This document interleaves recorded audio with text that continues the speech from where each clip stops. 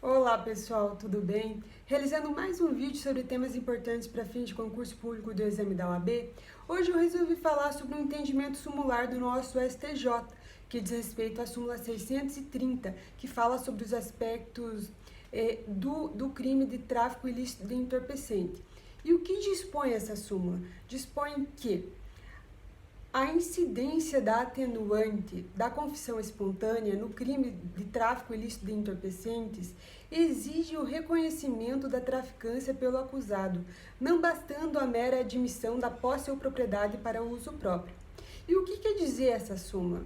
Aqui é importante ressaltar alguns aspectos doutrinários e conceituais para o bom entendimento dessa súmula 630, que é o conceito de confissão espontânea. Nós sabemos que a confissão espontânea, ela consiste numa atenuante da segunda fase da dosimetria da pena.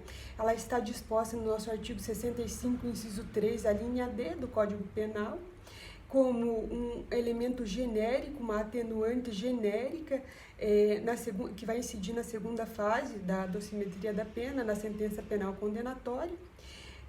E ela tem algumas espécies doutrinárias, fazendo uma distinção doutrinária entre o conceito de confissão espontânea.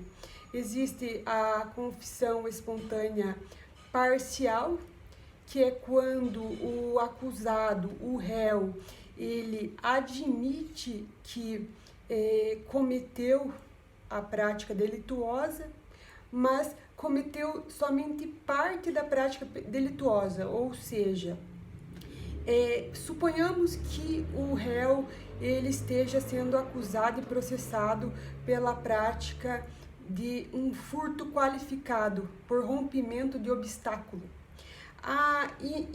No seu depoimento em juízo, ele admite que praticou o furto, porém ele nega que tenha sido com rompimento de obstáculo. Ele nega a sua forma qualificada.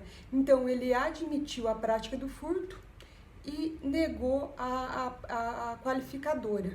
Então, por isso que a doutrina dispõe que esta é uma espécie de confissão espontânea parcial, que ele admitiu parte da prática delituosa e não a sua totalidade.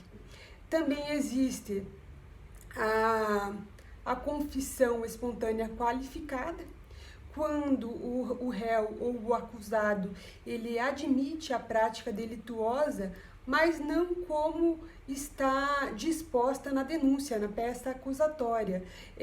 Por exemplo, ele pode admitir a prática delituosa, mas ele dispõe de uma excludente de ilicitude, de uma excludente de culpabilidade no delito.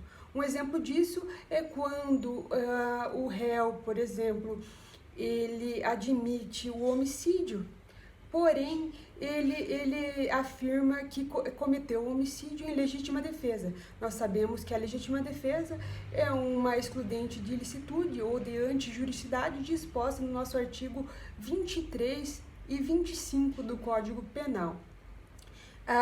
Então, dentro dessa perspectiva, a doutrina salienta que a admissão ou a confissão espontânea do acusado, porém, ele confessa espontaneamente a prática de outro delito, ou seja, de um mesmo delito de uma forma qualificada, excluindo a sua ilicitude ou a sua culpabilidade da prática delituosa. Existem entendimentos jurisprudenciais e sumulares do nosso STJ, e inclusive dispondo de outra súmula, que é a súmula 545 do STJ, dispondo que quando o magistrado ele utiliza da confissão espontânea do acusado como elemento de condenação, como um elemento de fundamentação para a condenação do sujeito, do acusado, essa confissão espontânea em juízo ou fora de juízo, pode ser no inquérito policial, ou em outra forma de confissão espontânea, nesse caso, o magistrado vai ter que considerar essa confissão como uma confissão espontânea disposta do artigo 65, inciso 3, a linha D. Então, resumindo para vocês, quando o magistrado ele se utiliza da confissão para condenar, como fundamento de condenação do acusado, o magistrado deve atenuar a pena como uma confissão espontânea disposta do artigo 65, inciso 3, a linha D do nosso Código Penal. Essa é a súmula 545 do STJ.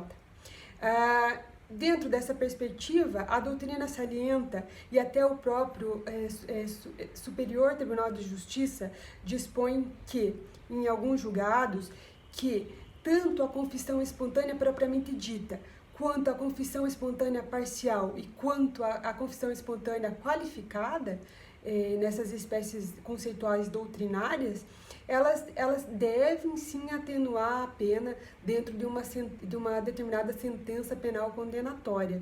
Esse é o entendimento jurisprudencial e sumular do nosso STJ, dispondo então da súmula 545 do STJ. Porém, voltando à súmula 630, por que no caso do tráfico ilícito de entorpecentes, o acusado não vai fazer jus a essa atenuante da confissão espontânea?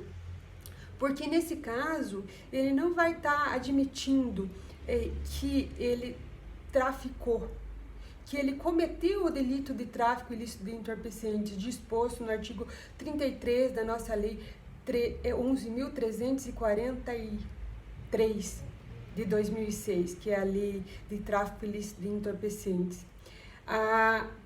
Nesse caso, ele vai estar afirmando que ter cometido outro crime, que é o crime de posse ou de propriedade de droga ou de entorpecentes para o uso próprio, que é o crime disposto no artigo 28 da lei de tráfico ilícito de entorpecentes.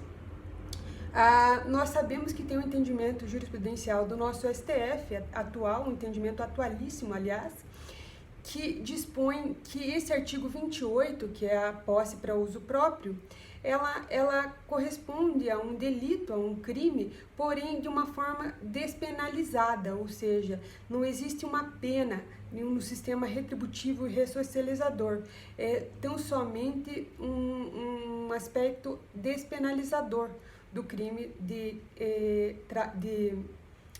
posse ou propriedade de droga para uso próprio.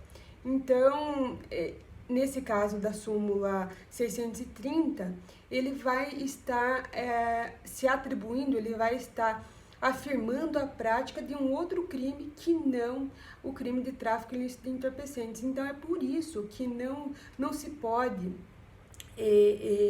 incidir a atenuante da confissão espontânea do artigo 65, inciso 3, a linha D do Código Penal, em função de que ele não está confessando o crime disposto na peça acusatória, então somente outro, né? O que não quer dizer que seja uma confissão qualificada, naquela espécie que eu já expus para vocês anteriormente. Há que haver também, há que se ressaltar que, dentro desse aspecto da confissão espontânea, essa súmula 630, ela não pode ser aplicada no crime de roubo e de furto. Um exemplo para vocês poderem entender mais especificamente esse caso é quando o réu, o acusado, ele é processado pelo crime de roubo, porém ele admite e confessa a prática de furto, que é um crime diferente, distinto do roubo. Ou seja, os elementos são os mesmos, ou seja, subtrair coisa alheia móvel. A única distinção é que no roubo há o elemento com violência ou grave ameaça à pessoa. Então, essa é a distinção. Por que no caso do crime de roubo e de furto, há a incidência da confissão espontânea, nesse caso que eu expus para vocês agora?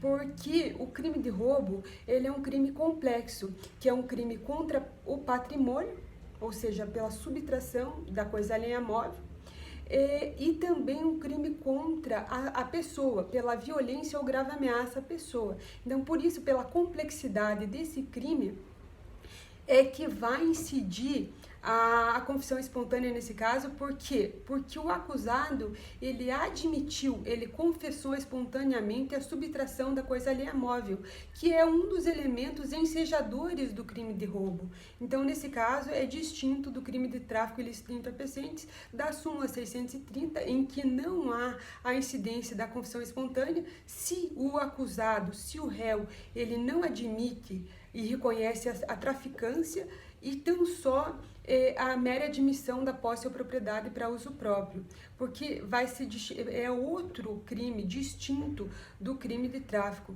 que é o porte ou a propriedade para uso próprio.